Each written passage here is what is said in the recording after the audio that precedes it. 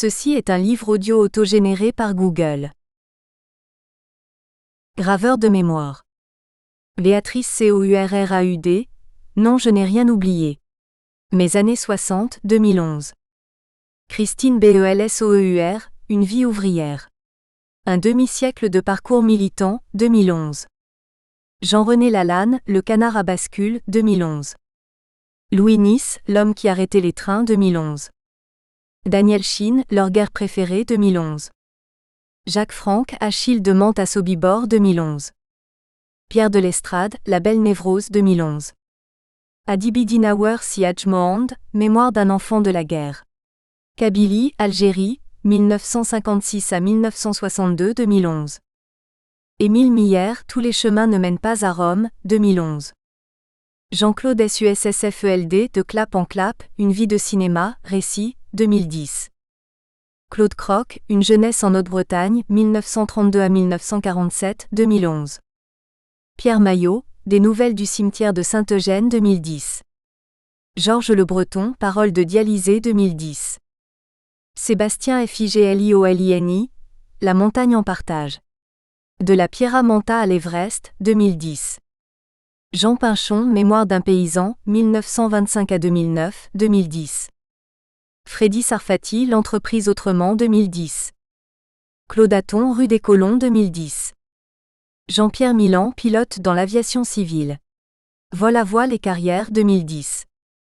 Émile Jalley, Un franc-comtois à Paris, un berger du Jura devenu universitaire, 2010. André Hennaert, D'un combat à l'autre, 2010. Pierre Vinche, À la gauche du père, 2010. Alain Pierret, De la case africaine à la villa romaine. Un demi-siècle au service de l'État, 2010. Vincent Lestrehan, Un breton dans la coloniale, Les pleurs des Philaos, 2010. Hélène Lebossebeurreu, Une femme et son défi, 2010. À la mémoire de mes parents. À ce que fut notre belle fratrie de 5 garçons. À Liliane, nos 3 filles, nos 9 petits-enfants. À tous les enfants. Et autres grandes personnes. Dans les guerres. Prologue. Il n'y a plus de poilu centenaire à honorer le 11 novembre, et le Boche est devenu notre ami, notre partenaire européen, mais la journée anniversaire de 1918 est toujours fériée. La France est couverte de monuments aux morts. Elle adore les commémorations, les discours patriotiques et les parades militaires. Tradition oblige, les enfants assis bien sagement sur les canapés du salon regardent retransmis en direct à la télévision le défilé du 14 juillet. Fascination, un long cortège de soldats dans leurs rutilants uniformes chamarrés, bien alignés, les armes à la main, marchant d'un même pas cadencé sur fond d'arc de triomphe. En tête, les écoles militaires, Saint-Cyrien, casoar et gants blancs, polytechniciens, l'épée au côté, naval, santé des armées. Derrière eux, l'infanterie, l'aviation, la marine, les transmissions, les parachutistes, les fusiliers marins, les légionnaires de légende, la gendarmerie et même les pompiers de Paris. Puis viennent les blindés dans le grondement sourd des chenillettes sur le macadam, monstres caparaçonnés, leurs dards pointés en avant, et dans le ciel le vrombrissement des alphagés de la patrouille de France, bord à bord d'elle tirant derrière eux un immense ruban tricolore qui s'estompe au-dessus des tours de la Défense. Enfin, la garde républicaine à cheval précédée de sa fanfare de cavalerie.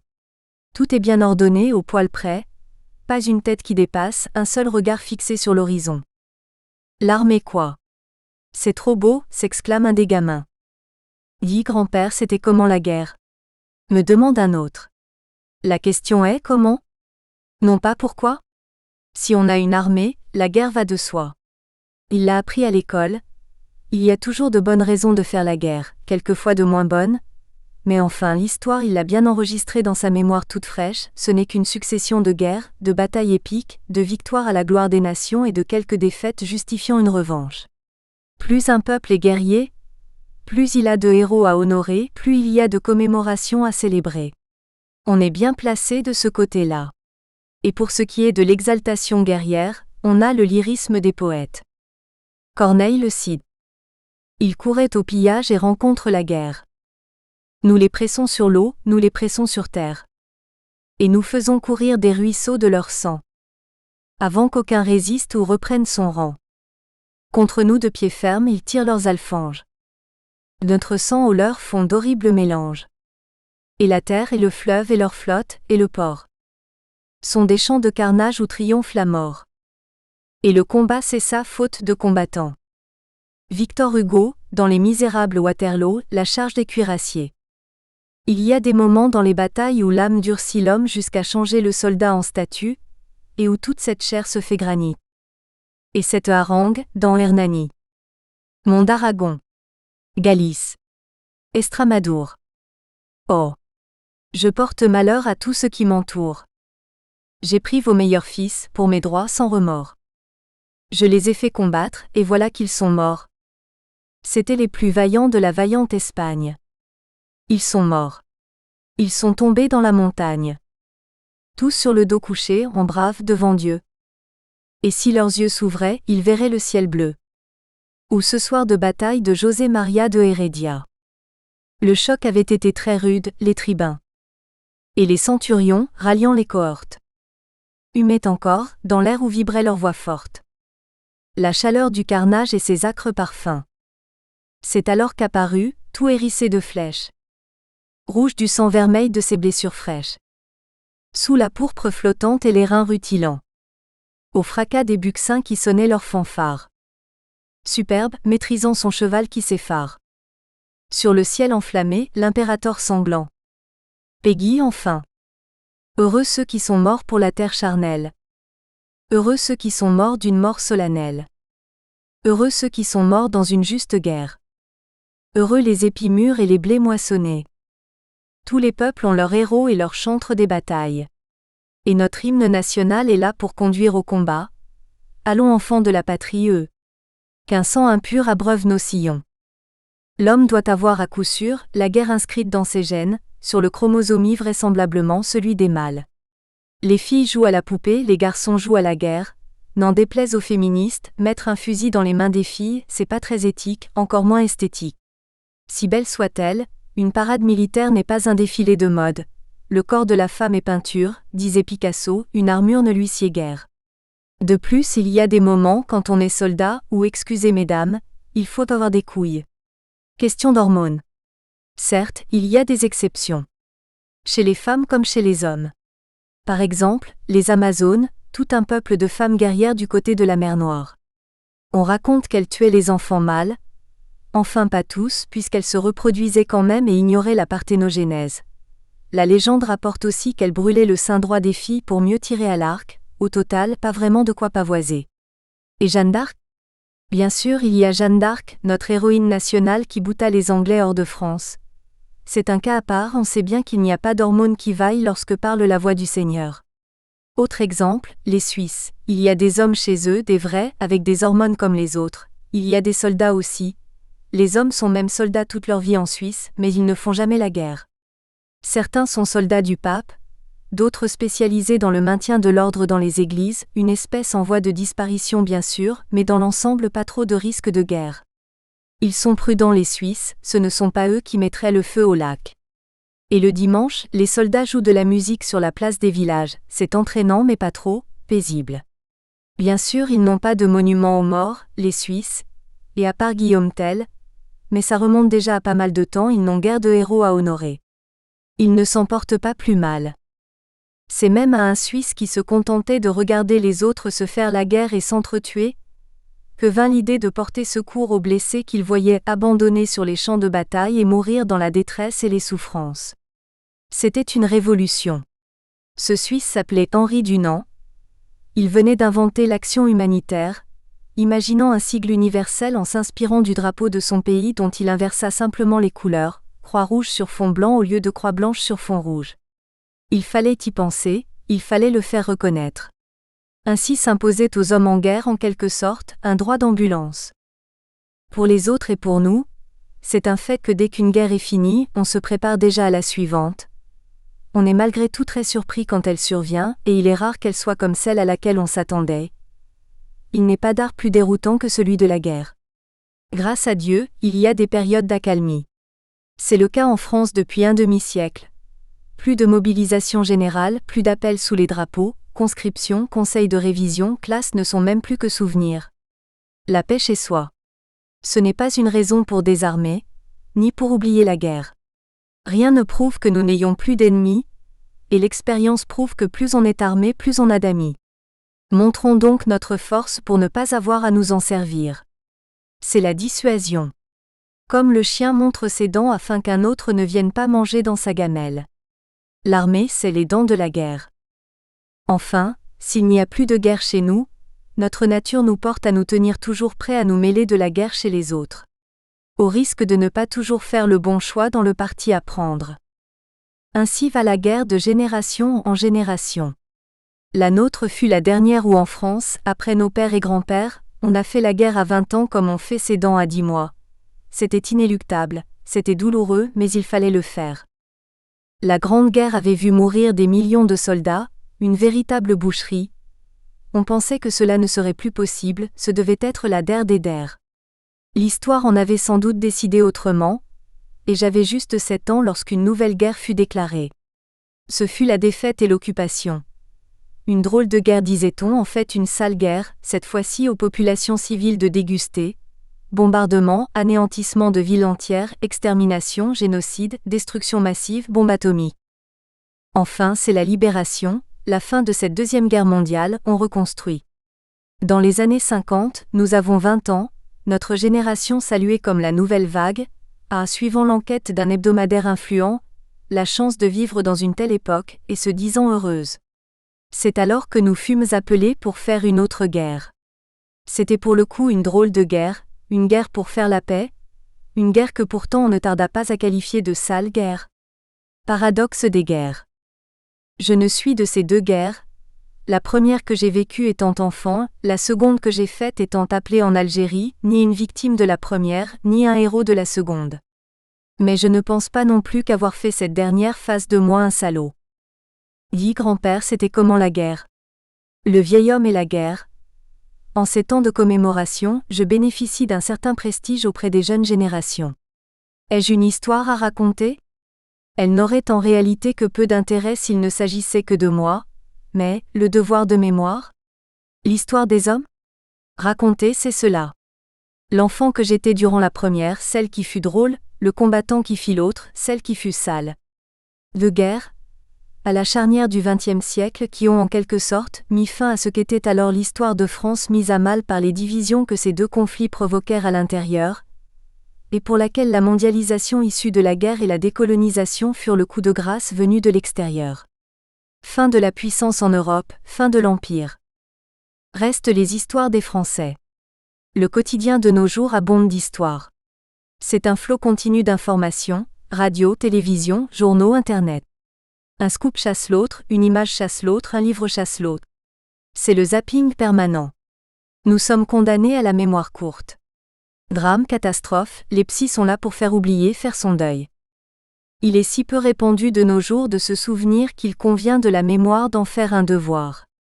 C'est la mémoire obligée, entretenue, choisie, bien pensante, une mémoire parfois prescrite sur ordonnance, une pilule que l'on nous fait avaler, ou un pensum, le devoir de se repentir, la mémoire de nos fautes, celle de nos aïeux, comme le péché originel, expier, faire pénitence, quelque chose de religieux, une sorte de sacrement, la repentance. Se souvenir autrement? Puis-je raconter cette histoire d'une guerre l'autre sans que ce soit le devoir d'une mémoire dictée par les pédagogues-démagogues de l'histoire, et sans ressentir le besoin de me culpabiliser ni de me flageller, quitte à ce qu'apparaissent à mes yeux, bien petits quelques grands hommes, et bien fausses quelques vérités imposées. Un récit, comme un roman, une tranche de vie écrite avec la liberté de se souvenir, une reprise du fil de mes idées à la lumière du vécu de 50 années. Comment dire? Quelque chose comme la remembrance. La trame de cette histoire, ce sont les merveilleuses mémoires du temps que sont les lettres. Lettres écrites par mes parents durant la guerre de 1939 à 1945, lettres que je leur envoyais chaque semaine au cours de la guerre d'Algérie. J'ai retrouvé celle-ci au fond d'une vieille armoire, dans une banale boîte en carton fermée par une ficelle nouée en 4. Elle portait l'inscription pharmaceutique « Aspirine, usine du Rhône ». À côté figurait la large écriture de ma mère qui avait noté « Lettre d'Algérie de Montmichel ». L'usage du possessif, mon Michel, me touchait profondément. Il soulignait la charge émotive et affective que ces lettres avaient représentée pour ma mère. À la réception de chacune d'entre elles, pouvait-elle ne pas imaginer les dangers auxquels j'étais exposée et redouter chaque fois que cette lettre ne fût la dernière? Combien de lettres ficelées avec une faveur sommeillent encore dans les vieilles armoires de famille, gardant secrètement dans leurs enveloppes jaunies les mots disant aux êtres chers le quotidien de ce temps de guerre. Bonheur fugitif entre deux opérations dans le djebel de L', recréée. Récit pudique de quelques faits d'armes, confidence, angoisse, peur, révolte, ennui, espoir, sentiment de l'absurde.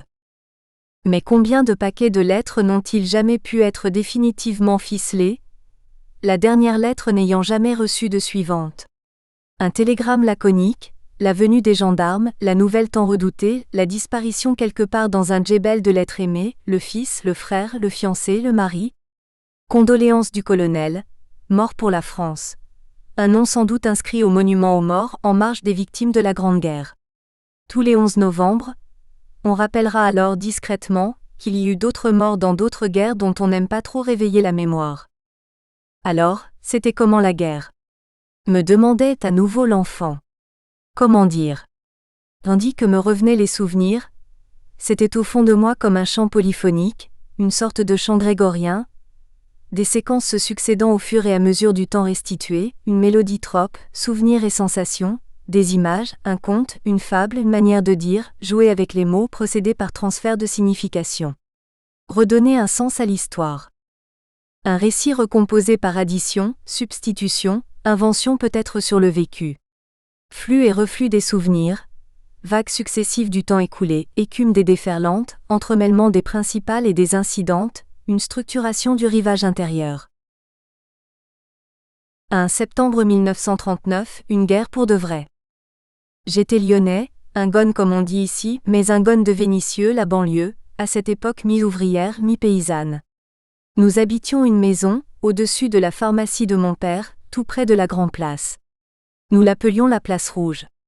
Je ne me souviens plus si c'est en raison de la couleur particulière de son macadam ou pour celle de la municipalité, le maire de cette petite commune étant, depuis l'installation des usines Berlier dans les années 20, un élu communiste. Mais la mairie qui siégeait tout en haut de la place faisait bon ménage avec l'église, jouxtant l'édifice républicain sur sa gauche. C'était côte à côte Péponne et Don Camillo. Aux alentours, les petits commerces. La boulangerie où je faisais après l'école, provision de longuet et de sucettes aux réglisses. La pâtisserie avec ses vitrines alléchantes garnies suivant le calendrier des fêtes religieuses, de galettes et de brioches coiffées de couronnes d'or et d'argent, d'œufs en chocolat enrubanné ou de montagnes de bugnes saupoudrées de sucre glace, la charcuterie avec son odeur doucereuse de cochonaille fraîche. Et tout près de chez nous, la boutique de la petite fleuriste où à l'odeur subtile des bouquets se mêlaient celle âcre et pénétrante des graines de semences.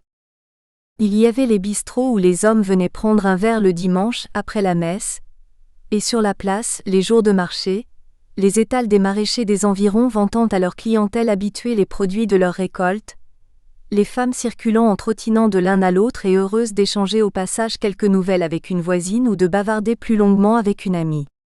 Et lorsque tous les ans, la vogue installait ses manèges, c'était une vraie fête. Chevaux de bois et pousse-pousse, où garçons et filles s'amusaient à se faire tourner la tête en entortillant les chaînes de leurs nacelles.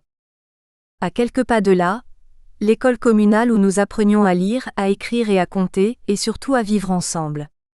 Expérience première de la mixité. Jeu innocent entre filles et garçons, émergence exquise pleine de mystère et d'appréhension de la séduction, de l'attirance, de la préférence, émoi, enthousiasme et chagrin. Dans cette école de banlieue, nombre de mes camarades étaient des enfants d'émigrés, Italiens venus en France chercher du travail ou fuyant le fascisme, républicains espagnols réfugiés, victimes de la guerre civile. Il n'y avait pas de différence entre nous. C'était ainsi une petite ville de banlieue de la plus grande banalité, et qui vivait tranquille.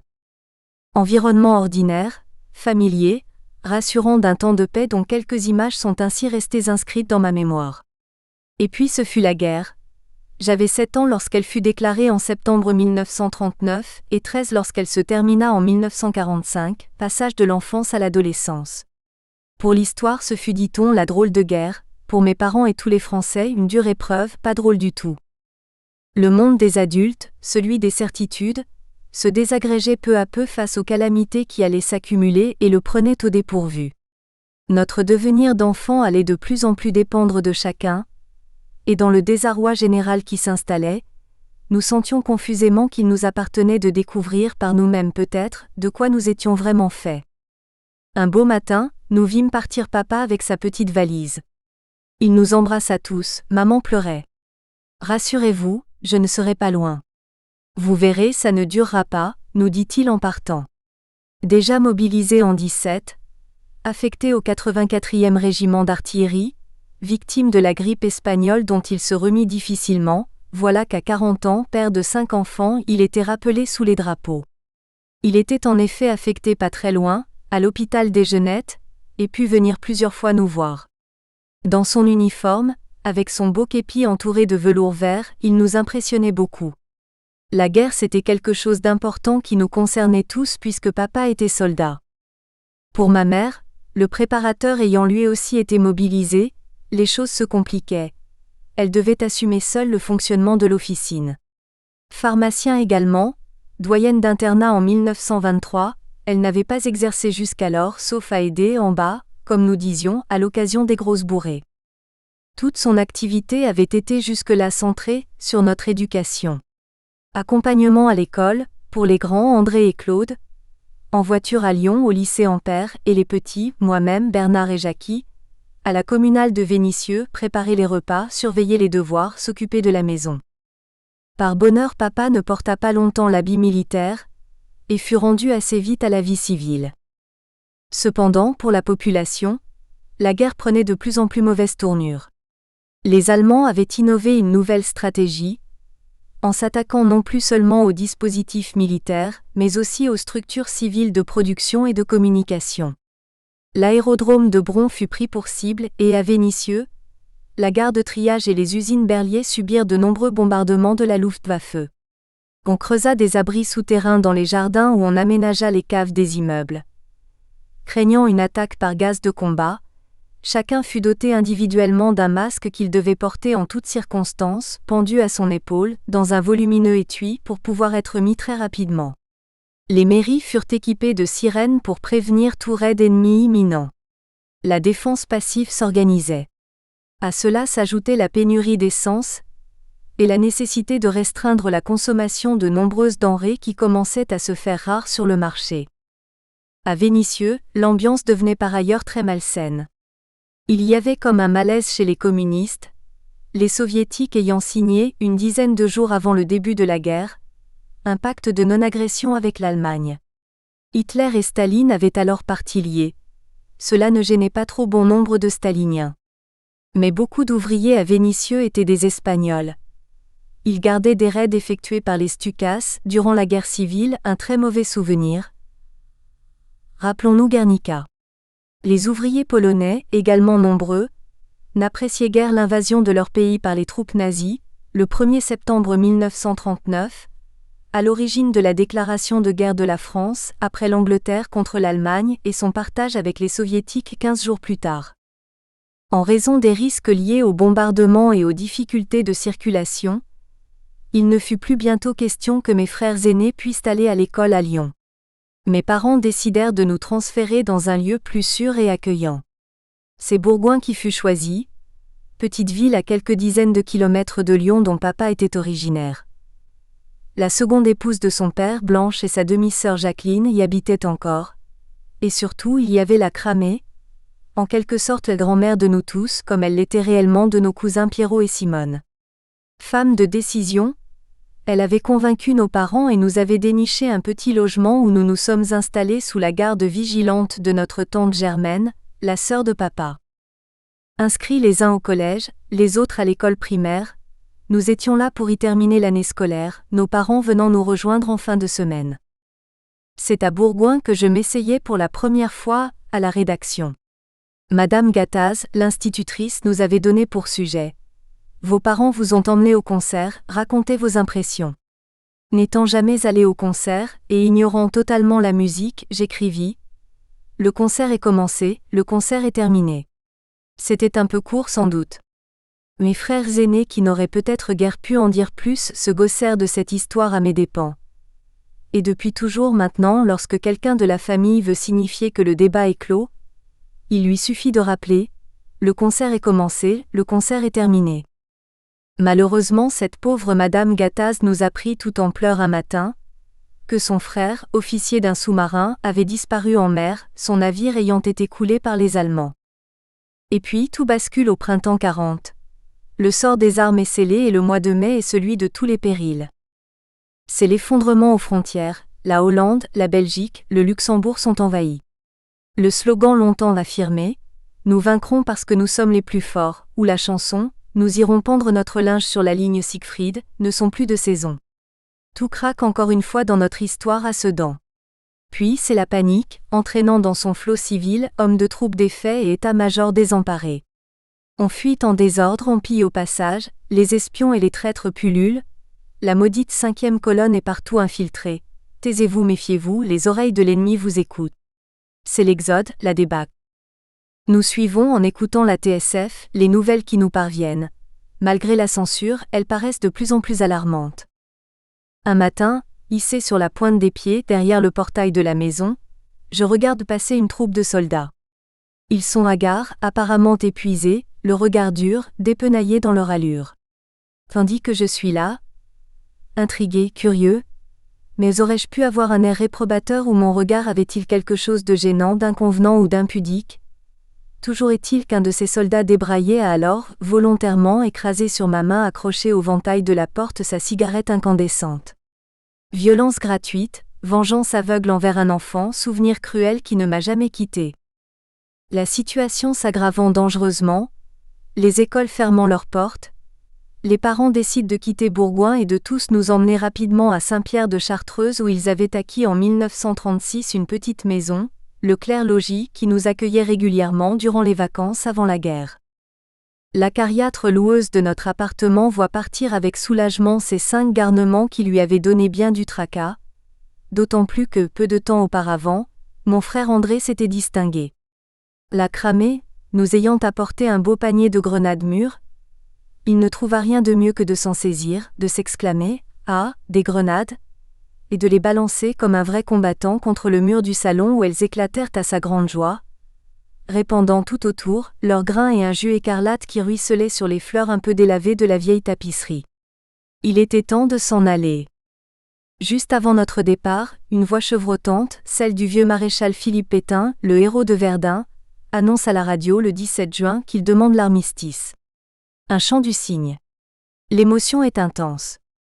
Emportant juste le nécessaire, nous nous installons en Chartreuse. C'est une nouvelle vie qui commence. Papa regagne au plus vite sa pharmacie à Vénissieux. Toute circulation est bientôt interdite. Il ne pourra remonter durant pratiquement tout le mois de juillet. Nous suivons les événements avec attention et une certaine excitation. Bien que la fin des combats ait été annoncée par le maréchal, ils se poursuivent dans des poches de résistance. La progression des Allemands est ainsi stoppée à Vorep, aux Échelles, aux portes de Grenoble et de la Chartreuse. De la vallée, nous parvient l'écho des canonnades de la grosse artillerie de marine venue en renfort.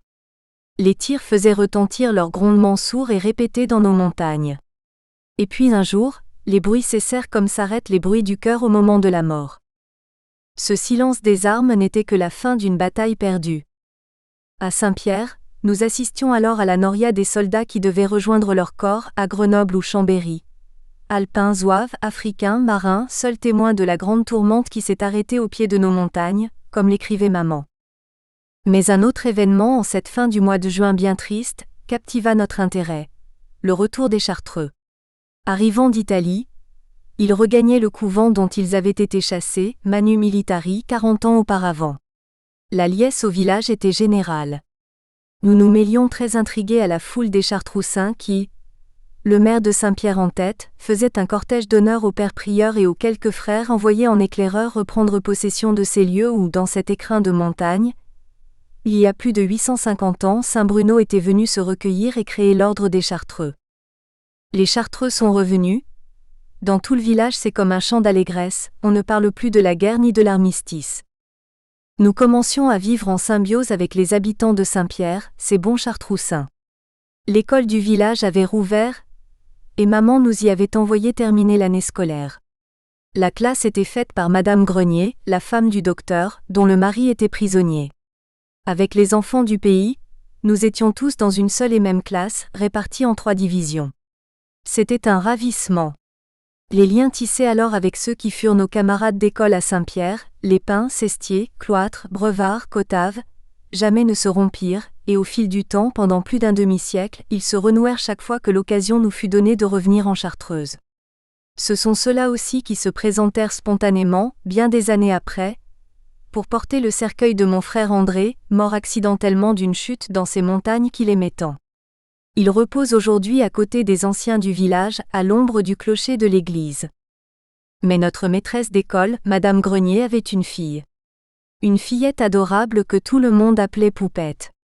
Nous avions, elle et moi, juste le même âge, et je ne sais par quelle magie, les bonnes fées nous rendirent immédiatement inséparables. Aux petites guerres et aux batailles de pommes de pin dont raffolaient mes grands frères, nous préférions de beaucoup les jeux innocents que nous imaginions pour nous deux seulement. Nous avions cependant un compagnon très fidèle, un grand chien dégingandé, blanc avec des taches beiges et des grandes oreilles qui battaient comme des ailes lorsqu'il gambadait autour de nous. C'était comme s'il attendait que nous nous retrouvâmes, Poupette et moi, pour venir nous rejoindre et partager nos jeux, cela nous enchantait. Nous l'avions prénommé Toby. Il répondait bien à son nom lorsque nous l'appelions et nous en étions très fiers. Mais il nous paraissait, pour que ce nom devienne vraiment le sien, qu'il fallait qu'il fût baptisé. Impossible d'en référer aux parents. C'était notre affaire, et nous décidâmes de procéder nous-mêmes à cette cérémonie intime. À l'église, bien entendu. C'est ainsi que tirant Toby par son collier, car les chiens semble-t-il n'aiment pas entrer dans les églises, nous poussâmes la lourde porte qui grinça sur ses gonds et pénétrâmes avec un peu d'appréhension à l'intérieur de ce lieu de prière. Il faisait très sombre et très frais, en dépit de la lumière et de la chaleur d'un après-midi d'été. Au fond, dans l'obscurité, brillait la petite lampe rouge signalant la présence du Saint-Sacrement. Cette présence mystérieuse nous impressionnait, notre cœur battait très fort. Il n'y avait pas un bruit, nous avancions doucement côte à côte, Poupette et moi. Toby très intrigué se serrait contre nous. Peu à peu nous nous aventurâmes prudemment vers le cœur de l'église. Sur la gauche, dans la chapelle qui lui était dédiée, se tenait la Vierge Marie, statue de plâtre à l'image de son apparition à Bernadette, à Lourdes. De l'autre côté, Saint Joseph, tout de plâtre également. Nous errâmes un moment. Était-il un chien ? Nous étions venus à l'église pour cela, mais rien ne se passa, nous fûmes déçus. Nous tirâmes la porte derrière nous, et retournâmes à nos amusements d'enfants. Mes frères aînés n'avaient pas manqué de s'apercevoir de notre manège, de notre complicité. Ils prenaient plaisir à me provoquer, se gaussant de mon émoi. Je subissais alors leur sarcasme et leur ricanement d'adolescents prépubértaires. « Il est amoureux, il est amoureux, me chantait-il. Je rougissais, j'étais furieux. Mon cœur d'enfant battait très fort. Je ne savais pas encore que cela pouvait être le bonheur. C'était magique. Chaque fois que la possibilité nous était donnée durant les vacances de pouvoir monter à Saint-Pierre, je retrouvais Poupette avec ce même bonheur dont à 9 ans il me semblait qu'il pût durer toute la vie. Durant l'été 41, je partageais sa joie d'avoir vu revenir son père, un certain nombre de prisonniers ayant eu la chance de pouvoir être libérés assez vite. Saint-Pierre se félicita qu'il puisse reprendre ses activités de médecin. Mais le docteur Grenier était aussi un chasseur impénitent. Il était passionné de la chasse aux chamois et aux coqs de bruyère. Émule du docteur Couturier de Grenoble qui s'était rendu célèbre par le récit de ses 10 ou 100 000 chamois, il collectionnait les trophées. J'étais très impressionné par toutes les cornes de ces bêtes qui ornaient le hall d'entrée de sa maison, et que l'on retrouvait un peu dans toutes les pièces. Il m'avait expliqué en souriant que l'on ne parlait pas de cornes pour ces chamois morts à la chasse, comme s'il s'agissait de vulgaires chèvres. C'étaient des trophées rappelant toutes ces chasses. Ces petites cornes très recourbées et pointues, plantées sur l'os frontal de l'animal, étaient fixées sur une planchette de bois sculptée portant sur une plaque de cuivre l'indication de la date et du lieu du massacre. Chacun de ces tableaux particuliers évoquait une histoire, un moment privilégié entre le chasseur et l'animal chassé, un témoignage à la gloire du chasseur et, disait-il, à l'honneur de l'animal. En même temps qu'il avait repris ses activités de médecin, le docteur Grenier s'était remis à son sport favori, la chasse. Un jour, en fin d'après-midi, alors que nous étions allés jouer avec Poupette et Toby, lorsque nous revînmes au village, nous fûmes surpris d'y voir une agitation inhabituelle. Une rumeur nous parvint, un accident de chasse était arrivé. Poupette, ayant un pressentiment, courut précipitamment chez elle. Je me rapprochai d'un groupe de personnes qui discutaient à voix basse, commentant avec consternation l'événement. Au Grand Somme, au col des Aures, le docteur Grenier, caché dans un fourré où il imitait le cri de rappel du coq de bruyère, avait été tué par le receveur des postes de Saint-Pierre. Ce dernier avait tiré au hasard, ils braconnaient tous les deux. Un drame qui bouleversa profondément tous les habitants de Saint-Pierre. Le médecin était adoré de ses patients. La guerre l'avait épargné. C'est le fusil d'un de ses amis qui le tua. Le receveur des postes fut muté, et on n'entendit plus jamais parler de lui. Madame Grenier, l'institutrice, quitta également Saint-Pierre pour prendre un poste près de Bourgoin, et Poupette partit bientôt avec elle. Nous n'avons dansé qu'un seul été. J'ai longtemps gardé de cette aventure d'enfant un sentiment confus de quelque chose d'exceptionnel, de merveilleux, une promesse pour l'avenir. Je m'amuse aujourd'hui de voir l'un ou l'autre de mes petits-fils de 10 ans se mettre en quatre pour retrouver sa petite fiancée, comme il dit, et casser sa tirelire afin d'acheter un cadeau pour son anniversaire. L'univers magique et privilégié des âmes sœurs de l'enfance. Cependant, en cette année 1940, la guerre continuait. Les nouvelles nous parvenaient difficilement, la plupart du temps filtrées. La radio passait mal dans la montagne et le Petit Dauphinois, le journal local, ne parlait guère que de nos problèmes d'intendance qui étaient majeurs. Mais au début juillet, ce fut la surprise, la consternation, l'écœurement. Les bâtiments de notre flotte militaire amarrés sur la base de Mer el-Kébir avaient été pris pour cible, brutalement attaqués et bombardés par l'aviation anglaise. Notre cuirassé, le Dunkerque, déjà grandement endommagé par une première attaque le 3 juillet, en avait subi une seconde le 6. Il y avait plus de 1000 morts. Tous les détails nous étaient cette fois donnés. C'était horrible. Dans le regard des grandes personnes, on lisait la colère et la désolation. Plus de 1000 morts parmi nos marins en quelques heures infligés par nos amis anglais. C'était à la fois l'incompréhension et l'indignation. Pour la première fois, j'entendis parler de la perfide Albion, et le sens m'en est immédiatement apparu évident. Le 7 juillet était un dimanche. Alors que nous nous apprêtions, mes frères et moi, à aller à la messe, comme j'avais revêtu mon beau blasé, avec sur la poche de poitrine un magnifique écusson britannique, André et Claude m'interpellèrent en me disant très inquiets, « Si tu le gardes, on va te cracher dessus », et l'écusson fut décousu. Pour ma mère, ce retournement des Anglais était plus qu'une déception, c'était un déchirement. Elle vouait une grande admiration au peuple anglais, ayant vécu à l'âge de 18 ans plus d'une année en Angleterre, à Southport, durant la guerre 14 à 18, lectrice dans un collège et logeant chez l'habitant. Elle avait conservé des liens très chaleureux avec beaucoup d'entre eux. Elle fut, écrivit-elle à papa, tellement dégoûtée des Anglais qu'elle n'eut plus le courage de faire parler André, comme elle aimait, et savait si bien le faire pour qu'il se familiarise avec la langue de Shakespeare à laquelle il s'initiait en classe. Mais ce désamour aussi spontané que violent ne dura pas.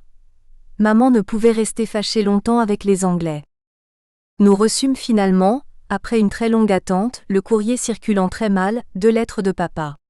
À Vénissieux, les réfugiés ayant afflué comme partout, il avait hébergé plusieurs familles, notamment un dentiste de Lille. Jean du Nord, alsacien, il fuyait devant la ruée de l'armée allemande. Celle-ci avait pénétré dans Lyon, et les Allemands triomphant sur leurs chars étaient arrivés à Vénissieux où ils avaient investi la place du village. Papa nous raconta alors comment des délégations de la municipalité communiste, la femme du maire en tête, étaient venues leur apporter des fleurs. Un officier allemand était aussi entré à la pharmacie, monocle à l'œil, pour acheter des lunettes de soleil. Et bientôt toutes les lunettes de soleil dont mon père disposait furent vendues à la troupe. Les Allemands pensaient vraiment finir la guerre sur la Côte d'Azur en se dorant au soleil. Plus près de nous, aux échelles, au pied de nos montagnes, la ville avait aussi été occupée par les Allemands au début juillet. Toutes les maisons avaient été pillées. Chez certains, ils avaient même emporté les meubles et l'argenterie. Ils disaient aux gens, « Allez vous faire payer à la mairie ». Mais la Chartreuse est restée inviolée. Tout l'été fut occupé à gravir les sommets, organiser des balades entre copains, ramasser fraises des bois, érelles et framboises à plein seau que maman transformait en délicieuses confitures, faire les foins avec le père Martin ou le père Félix, faucher à la main, faner à la fourche, cucher au râteau et se régaler ensuite d'un café au lait crémeux, dans lequel nous trempions avec délice de grosses tartines de beurre. « J'espère que tu nous trouveras de bonnes mines de paysans », écrivait encore ma mère à son mari.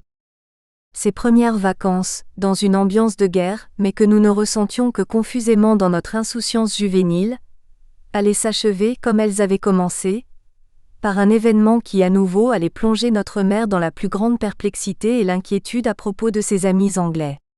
En cette fin septembre, l'attaque de Dakar par la flotte britannique faisait la une de tous les journaux qui soulignaient de quelle façon lamentable elle s'était déroulée, aboutissant à un véritable fiasco. Pour la première fois, apparaissait le nom de De Gaulle, initiateur et organisateur de l'opération avec l'assentiment de Churchill. Dans une lettre où elle raconte à mon père les préparatifs de notre retour, maman écrit « Après cette affaire dont tout le monde parle, nos relations avec les Anglais ne vont pas s'améliorer. Va-t-on vers une guerre contre l'Angleterre ? Ce serait catastrophique. » Ajoutant « Que faut-il penser de ce De Gaulle ? » C'était la première manifestation concrète de ce général de brigade, ancien membre du gouvernement qui juste avant l'armistice avait rejoint l'Angleterre et qui dans un appel que personne apparemment n'avait entendu, avait invité les Français à poursuivre la lutte contre les Allemands. Et voilà son premier acte de guerre dirigé contre des soldats français. Il est certain à cette époque que ma mère n'était pas la seule à s'interroger sur le personnage et sur les motifs de l'intervention. L'affaire n'était pas de nature à pouvoir faire briller les 2 étoiles accrochées provisoirement au képi de ce général. Churchill lui-même, qui avait soutenu l'opération, n'en a-t-il pas conçu une certaine méfiance à son égard et Roosevelt, qui en jugea le résultat calamiteux, ne se mit-il pas à douter de ses compétences autant militaires, stratégiques et tactiques que politiques et diplomatiques ? Ainsi, de cette année 40, tandis que se déroulaient les tristes épisodes de ce que l'on désignera par la suite sous l'appellation de drôles de guerre, ma mémoire a gardé le souvenir contrasté d'événements auxquels, sans doute, mon regard d'enfant a donné un relief particulier. À l'âge où, dit-on, on accède à la raison, je voyais le monde des adultes perdre ses repères, abandonner ses certitudes. J'avais compris que nous avions déclaré une guerre sans y être préparés, sans vouloir non plus vraiment la faire, ni moralement, ni physiquement, et que nous avons aussitôt perdu. Un désastre programmé, disaient les gens. On parlait en ricanant de charges de cavalerie désespérées contre l'assaut des divisions de Panzer, des quelques coucous de notre aviation décimée par les furieux Stukas et Messerschmitts, plus nombreux et beaucoup plus rapides, d'une fameuse ligne Maginot réputée infranchissable contournée en un clin d'œil, des généraux complètement nuls. J'avais écouté à la radio la TSF, comme l'on disait alors, un vieux maréchal que tout le monde vénérait pour avoir assuré la victoire sur les Allemands en 1918, annoncer cette fois-ci notre défaite contre les mêmes.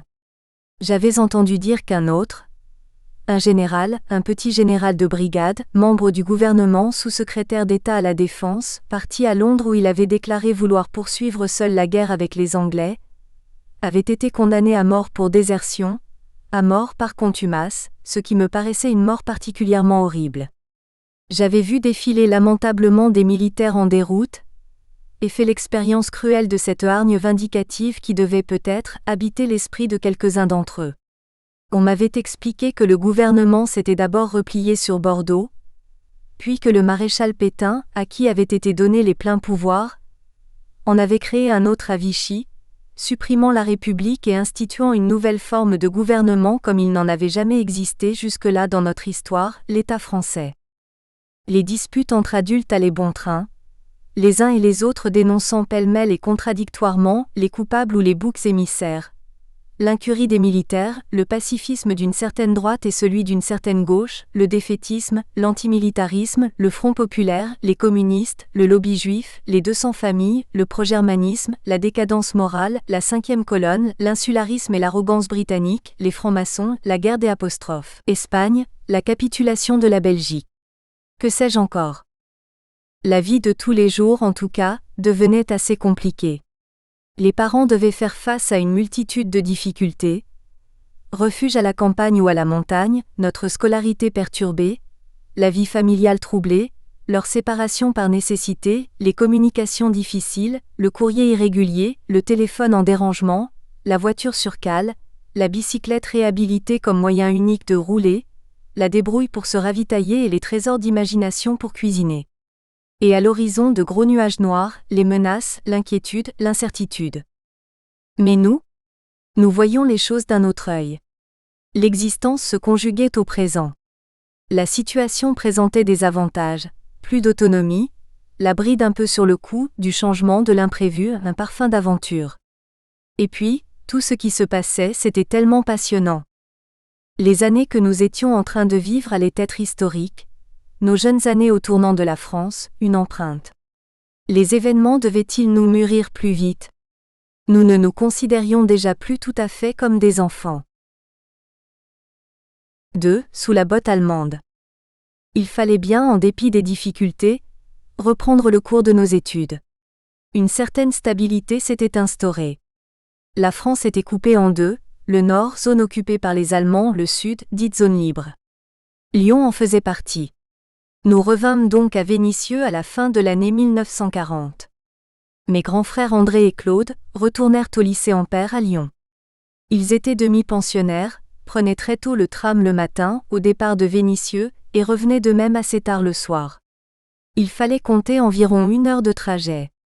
En ce qui me concerne, je retournais à l'école communale de Vénissieux, dans la classe de mademoiselle Pélissier. L'ambiance y était très sympathique mais assez peu studieuse, semble-t-il. Je m'étais fait de bons copains. Un jour, l'un de ses copains m'exhiba fièrement un objet qu'il avait dérobé dans les affaires de son père. Cet objet me fascina, c'était un clou, oui un clou, mais un clou énorme qui devait bien mesurer au moins 20 cm avec une grosse tête plate, un clou tout neuf, magnifique. Il me fit tout de suite envie. « Je te l'échange si tu veux », me dit alors mon copain. Qu'allais-je bien pouvoir lui donner en échange de ce clou? Il fallait quelque chose qui en vaille la peine. Je jetai alors mon dévolu sur l'un des soldats de plomb que collectionnait mon frère André. J'étais de mon côté pas très porté sur les soldats de plomb, et je pensais qu'en sacrifier un, même un beau, valait bien un clou, le clou que je convoitais. Ainsi fut fait l'échange, mais pour mes frères ce fut là une trahison, un déshonneur, et ce forfait me fut par eux longtemps reproché et plus tard objet de moquerie de leur part. Vous pensez, un soldat contre un clou. C'était manifester bien peu de considération pour l'agent militaire. Une action symbolique à laquelle j'ai souvent pensé par la suite. Mais en cours d'année, sur les conseils de mademoiselle Pélissier, les parents décidèrent de me faire terminer l'année scolaire en 8e, dans la classe de Monsieur Petit, au lycée Ampère, à l'annexe de l'avenue de Saxe, où allaient mes 2 frères aînés. Peut-être, entre Bourgoin et Saint-Pierre de Chartreuse, avais-je pris un peu de retard. Il fallait me remettre à flot. Monsieur Petit était un instituteur à l'air à la fois doux et sévère. Son regard était plein de bonté, mais avec sa belle barbe qu'il caressait avec plaisir, il nous impressionnait. Sa classe était, on peut dire, studieuse, et je découvrais de nouveaux camarades qui me paraissaient tout à coup beaucoup plus appliqués et savants que moi. Ce que j'appréciais, c'était surtout quand en fin d'après-midi Monsieur Petit sortait son violon et nous jouait un petit air. Je trouvais ça très beau et, heureusement, pas fatigant. Il était très gentil avec moi, et me gardait souvent dans la classe, en attendant que mes frères viennent me chercher pour rentrer ensemble à Vénissieux. Le trajet ne se faisait pas toujours sans encombre. Les tramways de l'époque, en particulier ceux de la ligne 12, qui faisaient Lyon-Vénissieux, les plus vétustes du réseau, ne ressemblaient en rien à ce que sont aujourd'hui les modernes véhicules sur rails remis en honneur pour les transports en commun dans nos villes. Ballottant, brinque-ballant, grinçant, ils n'étaient pas caractérisés, c'est le moins que l'on puisse dire, par la recherche du confort des passagers. Mais enfin, c'était le seul moyen rapide dont nous disposions pour aller à l'école à Lyon, à défaut de la voiture immobilisée par manque de carburant. Et puis c'était sympa.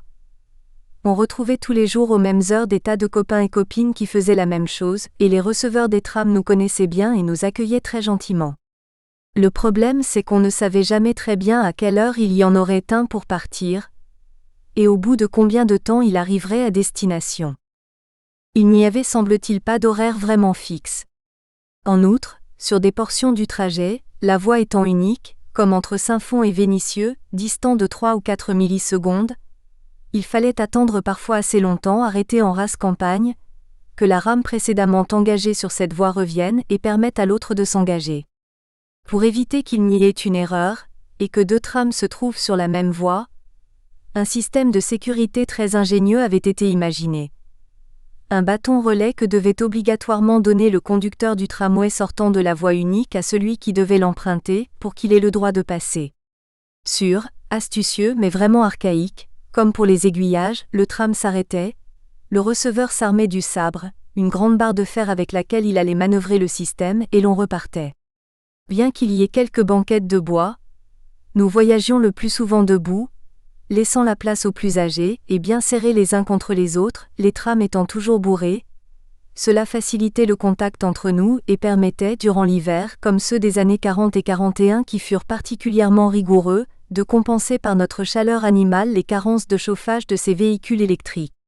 Et quand il se mettait à neiger, le tram s'arrêtait et il ne restait plus qu'à faire le reste du chemin à pied, en s'amusant en cours de route à jouer aux boules de neige. Les occasions d'arriver en retard à l'école ne manquaient pas. Panne d'électricité, avaries de toutes sortes, obstacles sur la voie. Quand ce n'était pas le brouillard, curieusement beaucoup plus fréquent à cette époque sur la région lyonnaise qu'aujourd'hui, qui obligeait le machiniste à avancer au pas en tirant sans arrêt sur le cordon de sa cloche, glin, glin, glin, comme le marin souffle dans sa corne de brume. Les aléas de transport dominaient notre vie quotidienne d'écoliers. C'était aussi un souci majeur pour nos parents. À cela s'ajoutait pour eux le problème permanent de nous nourrir, les restrictions devenant progressivement de plus en plus drastiques. Mais au-delà des difficultés matérielles qui nous affectaient directement, et vis-à-vis desquelles il fallait bien faire contre mauvaise fortune bon cœur, nous ne savions pas trop ce qui se passait entre les Français et l'occupant allemand. Avec le regard de nos 9 à 10 ans, encore naïfs mais pas totalement candides, nous observions le comportement des adultes, et la succession des événements tenait notre curiosité en éveil.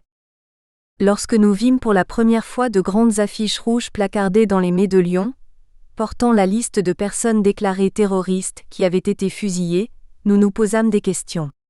Qui étaient ces gens que l'on appelait des terroristes ? Le nom de quelques-uns d'entre eux aux consonances étrangères, volontairement soulignés, ne faisait qu'accroître notre perplexité. Nous fûmes très intrigués aussi de voir bientôt imprimer un sigle, la lettre grecque I gamma comme croix gammée et là, nous sûmes très vite qu'il s'agissait de celui de la milice, d'autant plus qu'il s'accompagnait souvent d'un slogan célébrant la naissance d'un ordre nouveau sous l'égide du maréchal, et incitant la population à collaborer et à combattre les ennemis désignés. Dans nos petites têtes, les terroristes finalement, ce devaient être ces bolcheviks au nom compliqué des mauvais Français. Mais la milice, l'ordre nouveau, ça ne nous paraissait pas non plus très catholique. La propagande du régime de Vichy s'intéressait en effet de très près à la jeunesse où elle espérait trouver, et trouvait souvent, notamment au début de l'occupation, et en raison de la défaite que nous avions subie, un terreau favorable. Le scoutisme marchait bien au début du moins, dans la voie tracée par le maréchal. Lors de tous ses déplacements, et lorsqu'il vint à Lyon par exemple, au premier rang de ceux qui l'acclamaient, étaient alignés les scouts de France.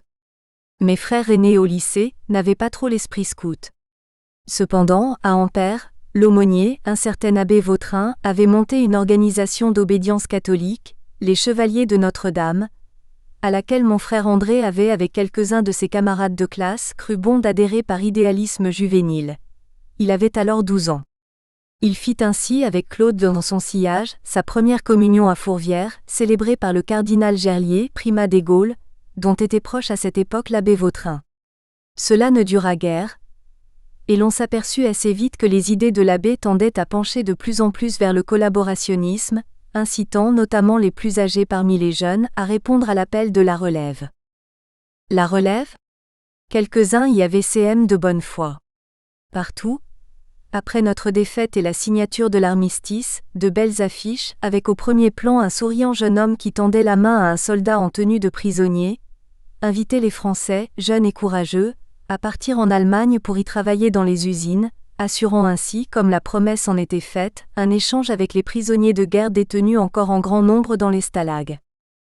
Alors, pour beaucoup de nos camarades plus âgés, ce fut l'époque des choix difficiles. Face à l'occupation, chacun devait trouver en lui-même, suivant son éducation, l'influence de ses amis, son milieu, la bonne voie à suivre. Quant aux occupants eux-mêmes, au cours des 2 premières années, ils se faisaient assez discrets à Lyon, en zone dite libre. Pourtant, un jour, à la sortie de l'école, je pus voir des soldats allemands, beaucoup de soldats allemands, casqués et armés de mitraillettes qu'ils tenaient en travers de leur poitrine, ils bouclaient toutes les mets d'un quartier. Tous les immeubles étaient fouillés systématiquement, et on contrôlait toutes les identités des personnes. C'était une rafle ou la recherche d'individus suspects. Un peu bravache, avec 2 ou 3 de mes camarades, nous nous avançâmes tranquillement, l'air de rien, pour voir simplement, puis nous passâmes dans la meute bouclée sous le nez des cerbères allemands. Ils nous regardèrent à peine et ne bronchèrent pas d'un poil. Nous étions un peu vexés et très contents de nous. Alors pour les narguer, nous nous amusâmes à aller d'une rue à l'autre, apparaître devant eux puis disparaître et revenir par derrière, en empruntant les traboules que nous connaissions parfaitement. C'était très drôle de voir leur tête un peu étonnée et parfois, l'un d'entre eux nous souriait appréciant apparemment notre jeu. Et tout à coup, au détour d'un immeuble, nous tombons sur un groupe de 3 personnes, une femme et 2 hommes. Ils ont l'air inquiets, un peu perdus, abrités dans une encoignure de porte. Surpris, nous nous arrêtâmes. L'un des hommes alors nous fit signe d'avancer, et nous demanda si nous connaissions un moyen de sortir d'ici sans se faire prendre. Mais bien sûr, c'était justement à cela que nous jouions. « Suivez-nous » leur fut-il répondu immédiatement. Et cette fois ce n'était plus pour rire. Nous guidâmes notre trio de rencontres dans le dédale de ces passages secrets très lyonnais, jusqu'à les conduire hors de danger. L'un des hommes portait un manteau noir. Il était coiffé d'un feutre mou, je m'en souviens parfaitement. Il m'arrive d'imaginer qu'il s'agissait peut-être de Jean Moulin. Tous les soirs nous rentrions à Vénissieux et très vite, ce fut la hantise des bombardements.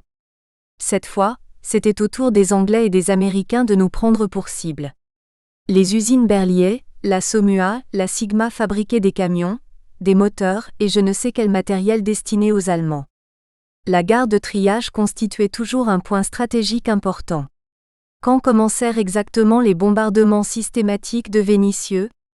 Dans mes souvenirs, c'est comme si nous avions vécu dans leur attente permanente et dans l'appréhension de leurs effets massivement destructeurs dont nous pouvions à chaque fois avec tant d'autres être les innocentes victimes.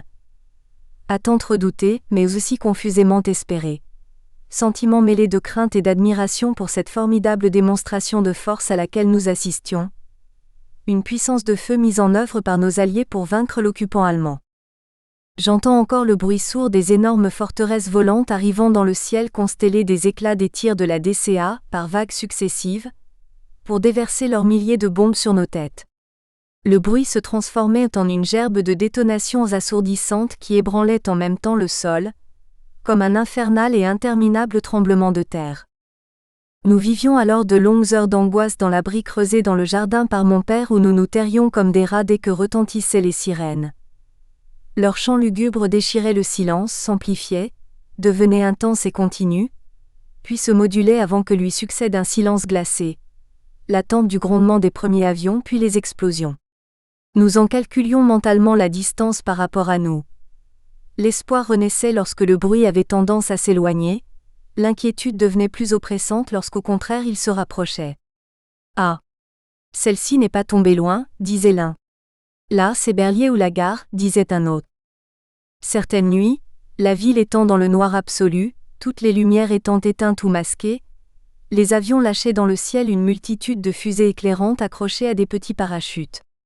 Toutes ces lumières descendaient lentement en se balançant. C'était vraiment féerique, malgré le danger, car très vite les explosions, détonations et déflagrations se succédant sans relâche nous ramenaient à la réalité.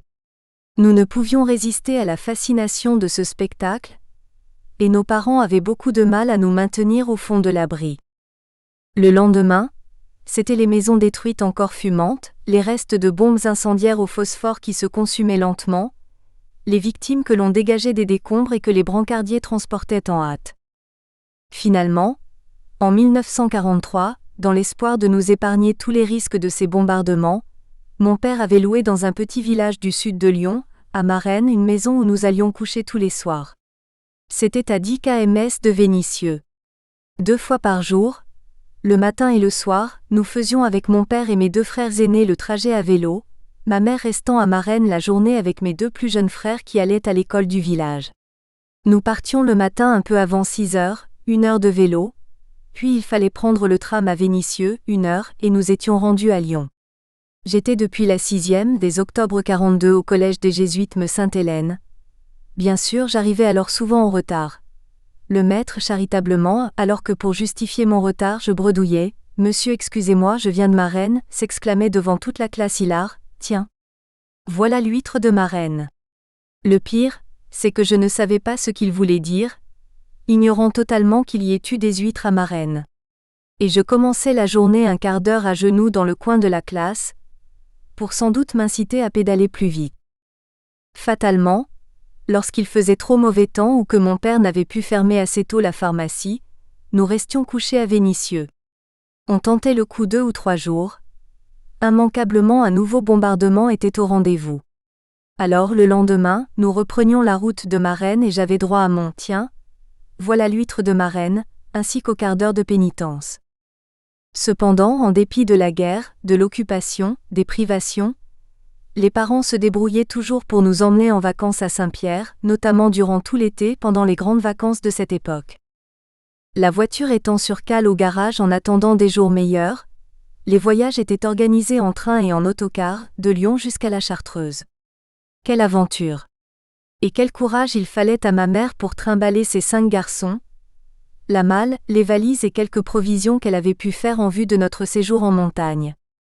Il fallait bien compter toute une journée pour faire le voyage. D'abord en train de Lyon à Grenoble ou de Lyon à Voiron, 100 ou 80 km. Puis les quelques 25 derniers kilomètres, en autocar à gazogène par le col de Porte, en venant de Grenoble, ou le col de la Placette et le désert, en venant de Voiron. Le train, pour des raisons que nous ignorions, s'arrêtait fréquemment en pleine campagne, durant plusieurs heures.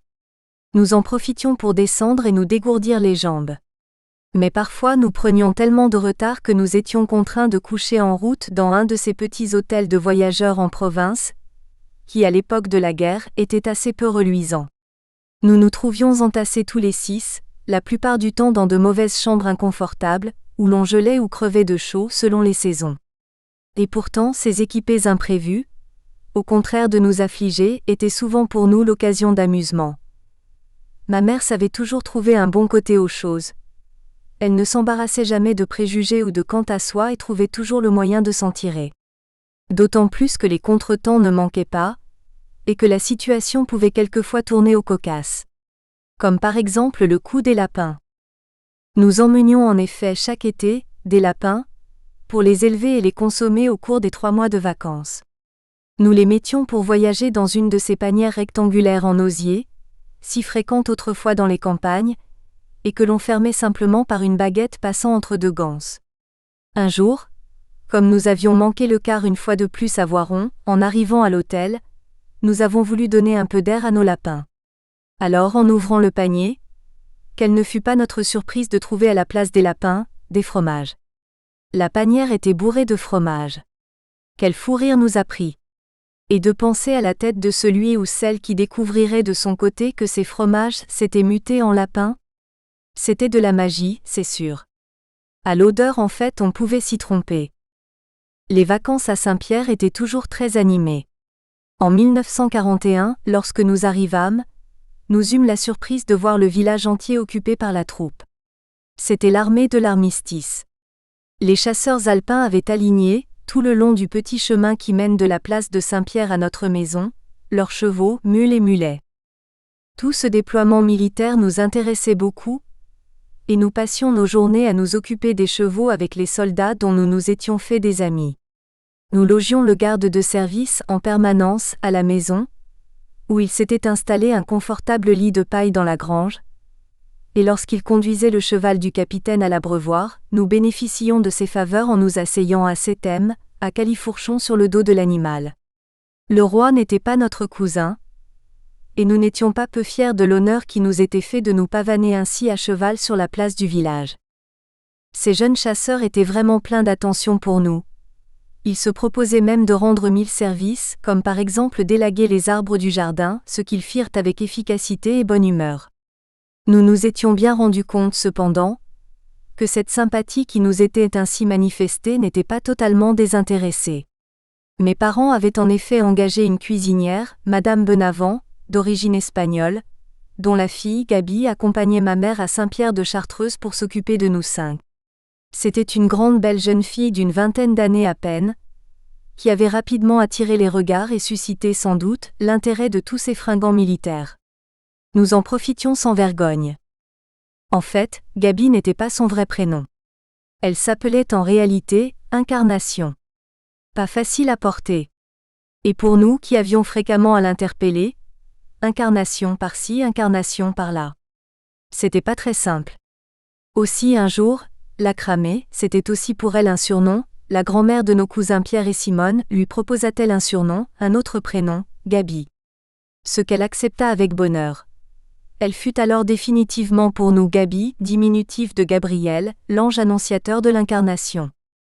Tous ces chevaux et mulets, alignés dans le petit chemin qui mène à notre maison, excitaient notre curiosité d'enfant. Ce qui nous fascinait, en même temps nous faisait peur, c'étaient les ruades. Sans doute n'était-ce pas très malin, mais comme des galopins que nous étions, nous nous amusions lorsque les gardes avaient le dos tourné, à chatouiller avec de longs branchages, pour être hors d'atteinte, le cul des mules pour les faire mer le plus haut possible. Assurément, certaines de ces brelles étaient plus douées que d'autres pour cet air de haute école, et cela nous réjouissait bêtement. Cependant, la cavalerie de cette armée d'armistice n'était pas vraiment reluisante. Ma mère écrivait: les pauvres chevaux fatigués par la chaleur, harcelés par les mouches et les temps d'abord, puis par la pluie, et mal nourris en plus de ça, tombent comme des mouches. Cela fait le 3e que l'on emporte pour l'abattre, et les enfants surveillent de près tout cela. Pour ma part, j'avais assisté au spectacle impressionnant de l'agonie d'un cheval au fond de notre grange. Couché de tout son long sur le côté, il se débattait sans pouvoir se relever, pédalant de ses 4 membres et frappant de ses fers le sol de pierre.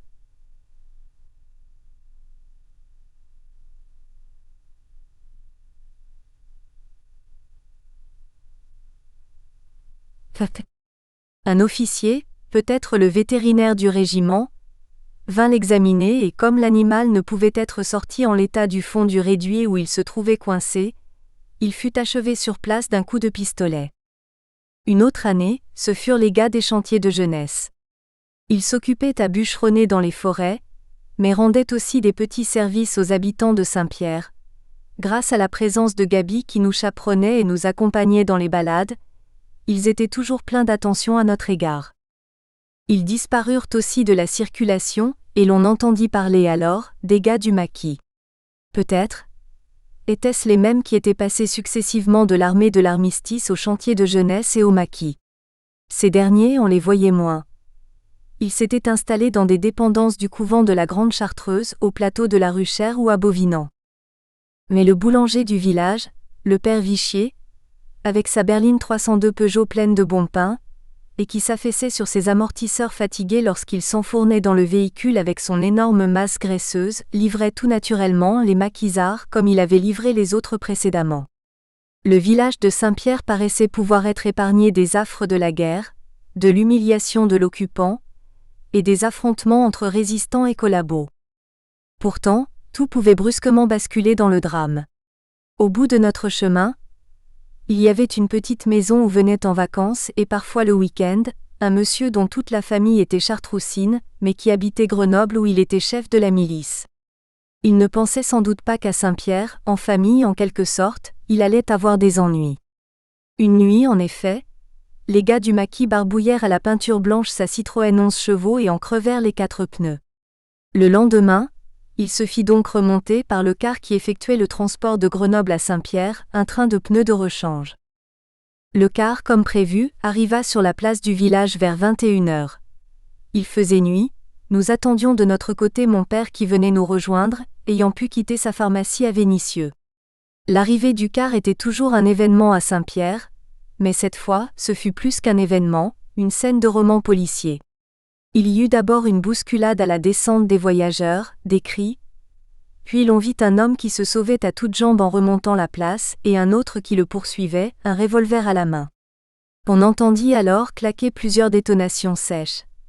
Le premier homme s'écroula, le second déjà se précipitait sur lui, le revolver toujours à la main. Les hommes qui étaient là s'interposèrent et le désarmèrent. Ils s'affairèrent auprès du blessé qui fut transporté chez le médecin dont le cabinet était à proximité. L'homme au revolver était aussi blessé. Il avait reçu un coup violent derrière la tête et saignait. Tous les deux se retrouvèrent donc chez le médecin. Le jeune maquisard originaire de Saint-Hugues, un village voisin de Saint-Pierre, qui, en cours de route depuis Grenoble, était monté sur le toit du car pour balancer les 4 pneus dans le ravin, et le milicien convoyeur qui à l'arrivée avait constaté l'absence des pneus. Ayant alors reçu un coup de matraque derrière la tête, il avait tiré sur son agresseur tandis que celui-ci tentait de fuir. Il y eut bien par la suite une enquête de la gendarmerie de Saint-Laurent-du-Pont, mais l'affaire fut étouffée et l'on n'en entendit plus jamais parler. Une autre fois, nous fûmes alertés par une agitation inhabituelle et des cris qui nous parvenaient de la place dont nous n'étions distants que d'une centaine de mètres. Les Allemands étaient là. Un petit groupe armé et casqué cernait la boulangerie du père Vichier. On vit alors notre boulanger revêtu de ses beaux habits du dimanche sortir de sa boutique entouré de 2 hommes en civil, des policiers ou la Gestapo, et marcher majestueusement jusqu'à la voiture qui l'attendait à proximité. Quelques Chartroussins s'étaient regroupés à bonne distance et commentaient l'événement. Madame Vichier, affolée, ne sachant où aller et que faire, hurlait et gesticulait, lançant en direction des Allemands des policiers et d'hypothétiques dénonciateurs, des insultes dont personne n'aurait songé dans les circonstances à être choqué de l'extrême grossièreté. Notre boulanger fut heureusement bientôt relâché.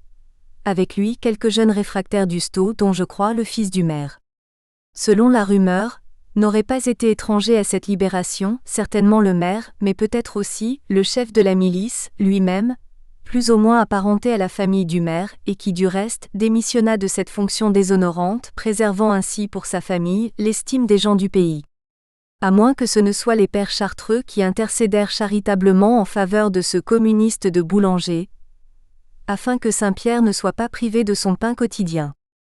Finalement, à Saint-Pierre, les affaires, même les plus sérieuses, semblaient toujours devoir se résumer à de simples histoires de clochers ou de chapelles. Comme dans tous les villages de France, il y avait à cette époque les calotins et ceux, disait-on, qui mangeaient du curé. Mais en Chartreuse, l'antagonisme avait pris, semble-t-il, une dimension particulière à cause des moines et du couvent. Les ragots à ce sujet alimentaient les conversations des adultes dont nous percevions des bribes.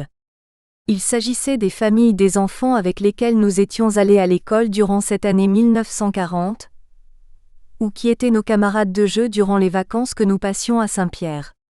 Certains allaient à la messe et d'autres n'y allaient pas. C'était une vieille histoire, l'expulsion des moines du couvent de la Grande Chartreuse et la confiscation de tous leurs biens. Telle grande famille de Saint-Pierre devait, racontait-on, leur richesse, au rachat à vil prix d'une grande partie des forêts du couvent ou de l'exploitation de celles-ci devenues domaniales lorsque les moines furent chassés au début du siècle. Ils auraient été pour cela excommuniés. Leurs descendants et dans certaines familles ils furent vraiment nombreux, ne mirent plus jamais les pieds à l'église durant au moins 2 ou 3 générations. Il y avait cependant un moment où tout le village se retrouvait. C'était pour la fête du 15 août, la foire sur la place, les jeux, la kermesse du curé et la procession aux flambeaux. Durant la guerre, la foire c'était surtout celle des bestiaux, vaches, veaux, cochons. Des odeurs, des cris, des beuglements, une ambiance. La kermesse, chacun apportait sa contribution pour alimenter le petit commerce de générosité en dépit des restrictions. Les jeux étaient organisés pour tous les âges, concours de boules, tirs, massacres de boîtes de conserve, mat de cocagne. Et à la nuit tombante, tout le monde, même ceux qui après une journée de libation n'étaient pas très frais, grimpaient à la chapelle qui domine le village. Là on allumait les lampions et l'on redescendait tous ensemble, en riant et trébuchant dans le vieux chemin et en chantant des salves Regina, sollicitant la Vierge Marie pour qu'elle intercède auprès de son Fils afin que la paix nous revienne. Un rite incantatoire, un lien, une fraternité universelle. La guerre n'avait pas vraiment modifié la vie chartroussine, et durant l'été 1942, personne ne se rendit compte que se jouait peut-être à côté de nous un drame terrible. Un événement d'apparence insignifiant, une curiosité dérangeant momentanément les habitudes, les Juifs à l'autel du Grand Somme. L'étonnement, l'incompréhension, et puis la force du mythe, l'argent alors la distance, l'acte manqué. Il y avait en effet à la Dia, un hameau distant de 1 kilomètre environ du bourg de Saint-Pierre de Chartreuse, un magnifique hôtel fréquenté avant la guerre par de riches personnalités, des stars, et où notamment Viviane Romance, l'une des actrices les plus populaires du cinéma français de l'époque, l'héroïne de la Bandera, de Naples au baiser de feu, de la Maison du Maltais venait faire de fréquents séjours. C'était l'hôtel du Grand Somme. Je me souviens que lorsqu'elle était là, Viviane Romance était l'attraction du village et tout le monde se pressait le dimanche matin pour la voir passer dans sa belle auto speed décapotable, ou du moins apercevoir sa grande capeline rose qu'elle retenait à deux mains pour que le vent ne l'emporte. Elle avait largement contribué à ce que l'on considère que l'hôtel du Grand Somme était un hôtel très chic et très cher. Depuis le début de la guerre, il avait certes perdu un peu de sa superbe et était moins fréquenté. Aussi nous fûmes très surpris lorsqu'arrivant en vacances à Saint-Pierre, au début de l'été 1942, nous vîmes qu'il y avait à nouveau beaucoup de monde au Grand Somme. Nous apprîmes très vite qu'il s'agissait de Juifs, des Juifs étrangers. Des étrangers que nous rencontrions au détour de nos promenades, à qui nous disions bonjour, ils nous répondaient, mais nous ne comprenions pas leur langue. Peut-être nos parents savaient-ils que ces Juifs étaient là parce qu'ils avaient fui les persécutions dont ils étaient victimes en zone occupée, et avaient-ils été au courant de la rafle du Veldiv à Paris? Mais pour moi c'était la première fois que je voyais rassembler des Juifs. Je me demandais pourquoi ils étaient venus là tous ensemble à l'hôtel du Grand Somme. Avec les camarades de mon âge, nous étions très intrigués. Les Juifs? Nous entendions parfois les adultes se raconter des histoires qui les faisaient beaucoup rire, comme les histoires marseillaises ou les histoires belges. Avec des airs entendus, quelques-uns parlaient de l'argent des Juifs, des banques, de leur pouvoir. Et là, près de nous, ils étaient peut-être plus d'une centaine. Cela aiguisait notre curiosité, d'autant plus qu'ils ne se mêlaient pas à la population de Saint-Pierre. Ils étaient entre eux, s'étant mis à part, et les Dauphinois n'ayant pas non plus la réputation d'être très liants, ils étaient mis à part également. J'en appris cependant un jour, un peu plus sur les Juifs, alors que je descendais à la Dia en compagnie de mon ami Pierre. Nous passions devant l'hôtel du Grand Somme, et nous apercevions les hommes et les femmes aller et venir derrière les grandes baies vitrées de la salle de réception. « Tu sais comment on reconnaît les Juifs ?» me demanda Pierre. Je ne savais que répondre. « Eh bien, me dit-il, très sûr de lui, on leur a coupé le zizi. »« On leur a coupé le zizi ?» Interloqué après un silence dubitatif, je lui rétorquai. « Et les femmes, comment on les reconnaît ?» À son tour, il ne sut quoi me répondre. À 10 ans, le zizi chez les garçons c'est déjà quelque chose d'important, on y tient.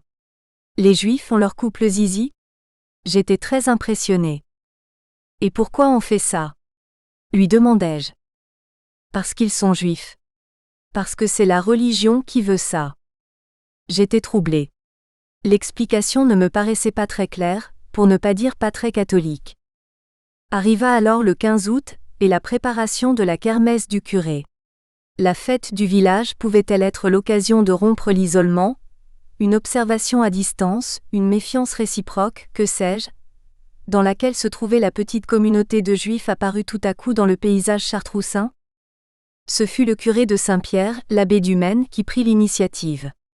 Ce n'était peut-être pas la façon la plus habile de s'y prendre pour cette approche des Juifs, mais enfin, la fête du 15 août, le curé en était le principal ordonnateur.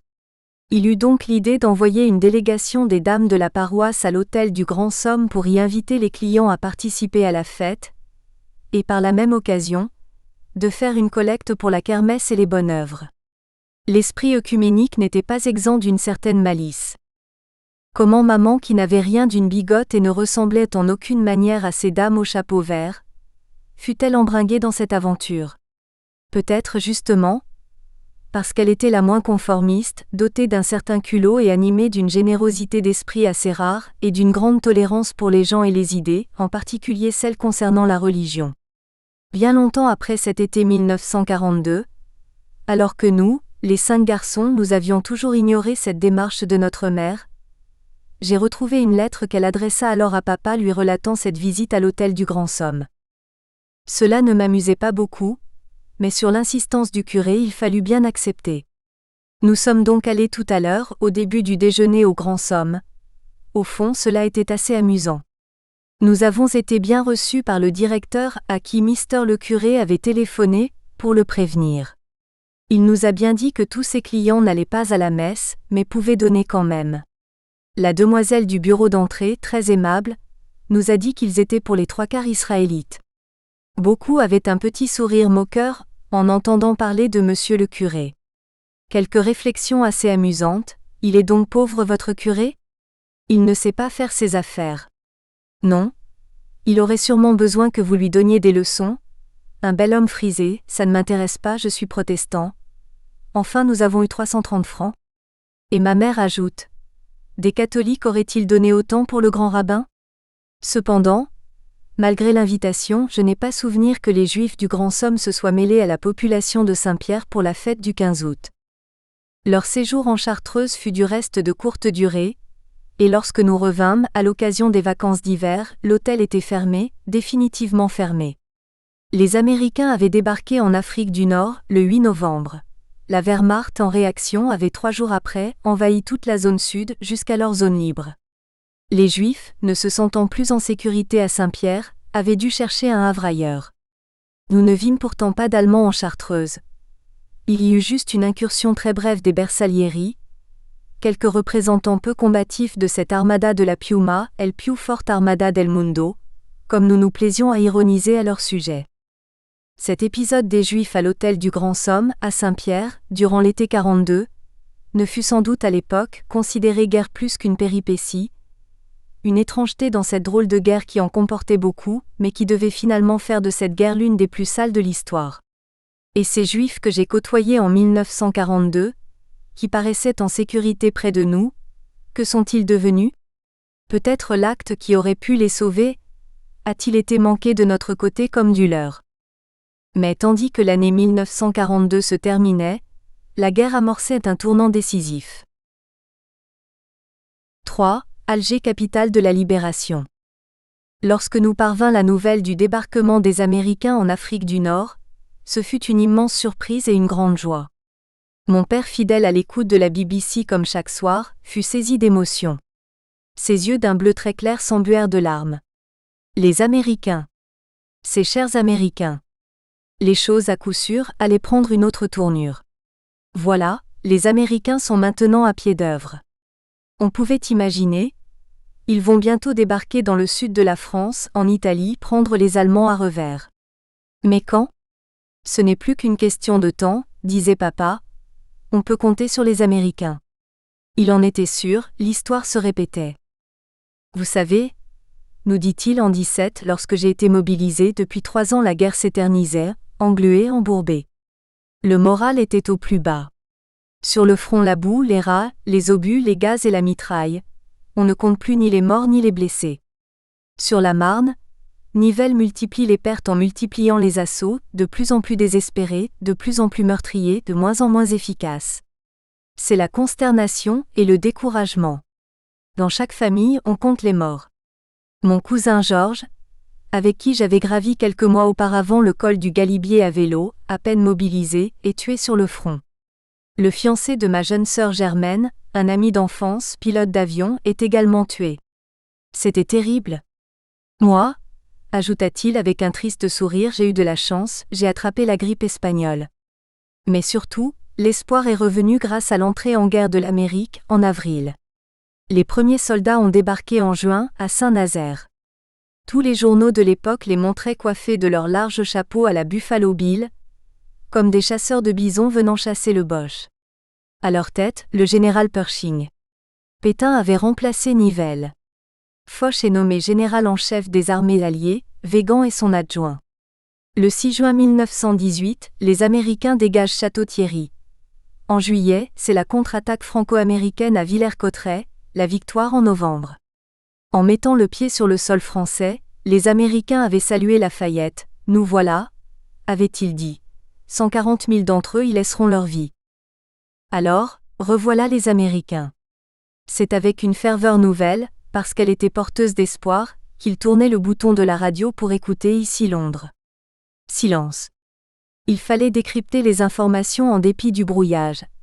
Les messages personnels, comme si nous en étions les destinataires, peut-être sans les comprendre nous concernaient-ils ? Un sens ésotérique, un langage pour initiés, un partage de paroles signifiantes, messages, messes, un rite revigorant auquel nous sacrifions chaque soir.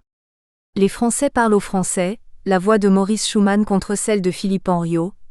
Radio Paris ment, Radio Paris est allemand. Certes, à Londres il y a De Gaulle, mais maintenant il y a surtout Alger, et personne ne s'interroge vraiment pour savoir pourquoi il n'est pas à Alger.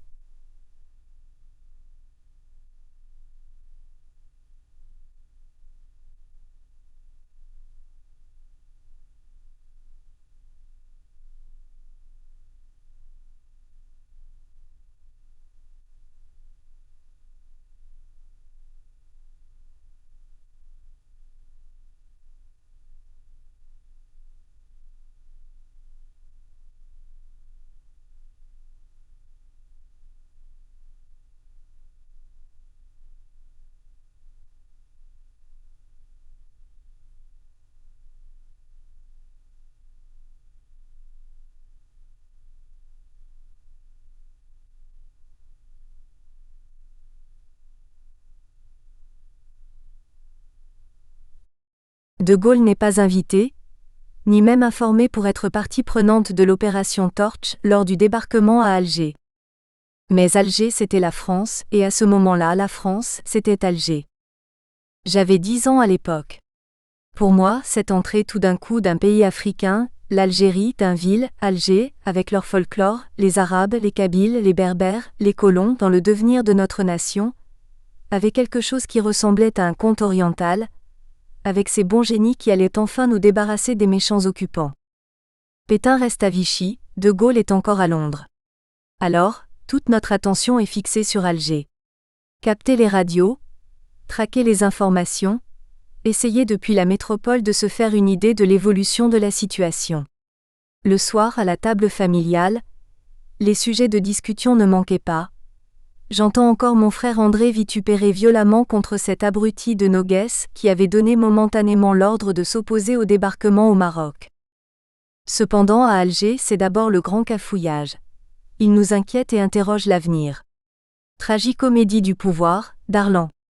Grand amiral, ancien vice-président du Conseil de Vichy, un homme qui avait prôné la collaboration avec l'Allemagne, le voilà embauché par les Américains. Darlan a-t-il l'aval de Pétain ? Perplexité, et qu'en pense De Gaulle ? À peine le temps peut-être de s'interroger. Question vite dépassée.